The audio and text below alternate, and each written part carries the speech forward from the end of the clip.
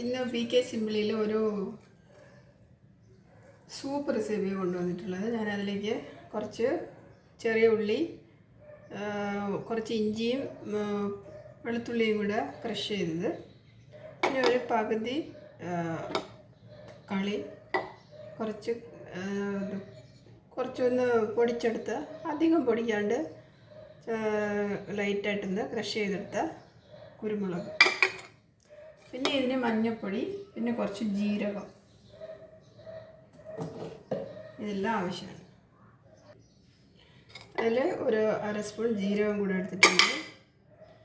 നമുക്ക് ഈ മുരിങ്ങ ഇല എടുത്തിട്ട് അതിൻ്റെ ആ തണ്ടിനൊന്ന് നല്ല ചെറുതായിട്ട് കട്ട് ചെയ്തെടുത്തിട്ട് വരാം. മുരിങ്ങ ചീര എടുത്തതിന് ശേഷം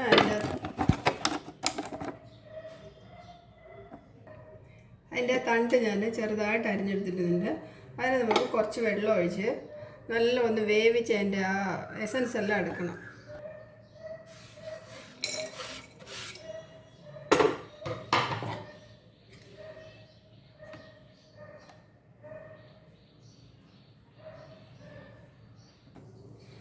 ഞാനിവിടെ പാൻ വെച്ച് ചൂടായിട്ടുണ്ട്. അതിലേക്ക് നമുക്ക് ഒരു അര സ്പൂൺ നെയ്യ് ഒഴിക്കാം.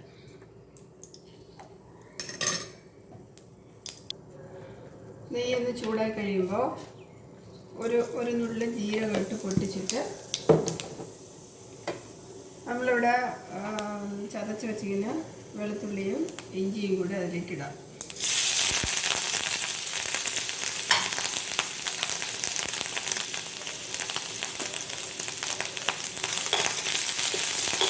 അതൊന്ന് നല്ലൊന്ന് അതിൻ്റെ പച്ച ആക്കുന്ന പോള വരയ്ക്കും ഒന്ന് വഴറ്റാം.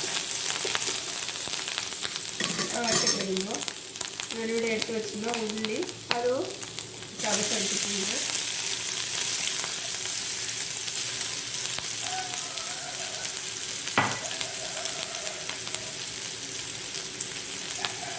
അതൊന്ന് നല്ലതാണ് എൻ്റെ പച്ച സ്മെല്ല് പോണ വരയ്ക്ക് ഒന്ന് വഴറ്റാൻ മതി.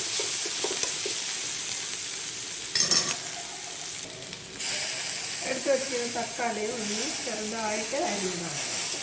ഇതെല്ലാം ഒന്ന് വെന്ത് ഉടയണം. അതിന് വേണ്ടിയിട്ടാണ് ആദ്യമേ വഴറ്റുമ്പോഴേ ഇതെല്ലാം കൂടെ ചേർക്കുന്നത്. ഇനി ഇതിലേക്ക് ആവശ്യത്തിന് ഉപ്പും മഞ്ഞൾപ്പൊടിയും ചേർക്കണം. ഉപ്പ് ഞാൻ മട്ടൺ സൂപ്പാണ് ചെയ്യുന്നത്. മട്ടൺ സൂപ്പിൻ്റെ കൂടെ കുറച്ച് മുരിങ്ങച്ചീരയും അതിൻ്റെ ആ എസൻസ് കൂടെ എടുത്താണ് ചെയ്യുന്നത്. എന്നിട്ട് കുറച്ച് മഞ്ഞൾപ്പൊടി,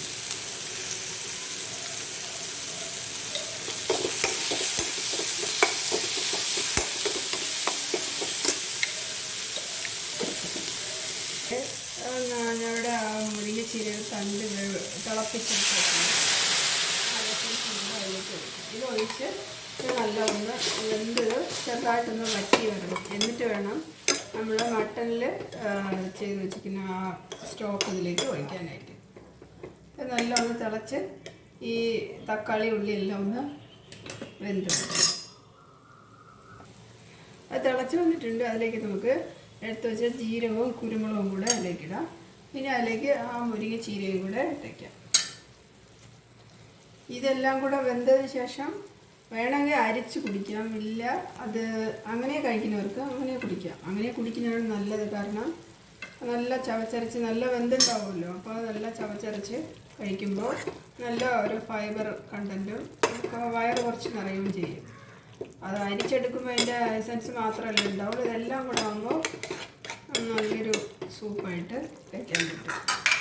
ഞാനിതിൽ കോൺഫ്ലോർ ഒന്നും ചേർക്കണില്ല, ഇത്രേ ഉള്ളൂ. ഇനി ഇതിൻ്റെ കൂടെ നമുക്ക് മട്ടൺ സ്റ്റോക്ക് ചേർക്കാം. ഇത് കുറച്ചൊന്ന് വേവട്ടെ.